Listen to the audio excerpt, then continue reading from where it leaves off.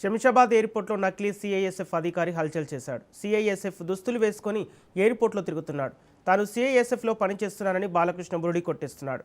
ఇప్పటి వరకు 67 మంది మహిళలను పెళ్లిళ్ల పేరుతో బాలకృష్ణ మోసం చేశాడు. మ్యాట్రిమోనీ.comలో పోలీసు అధికారుల వేషంతో యువతులకు వల వేస్తున్నాడు. శ్రీకాకుళానికి చెందిన బాలకృష్ణను అధికారులు అరెస్ట్ చేశారు.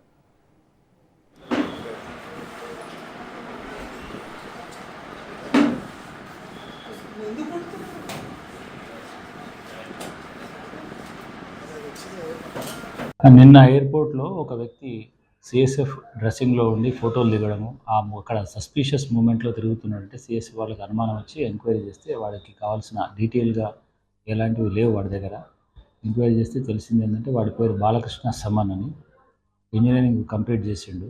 ఎందు గురించి ఈ విధంగా చేస్తున్నామని తర్వాత మాకు చెప్పిన తర్వాత మేము ఎంక్వైరీ చేస్తే వాడు చెప్పిన వర్షన్ ఏంటంటే వాడికి ఆల్రెడీ పెళ్ళయింది, ఒక బేబీ కూడా ఉంది.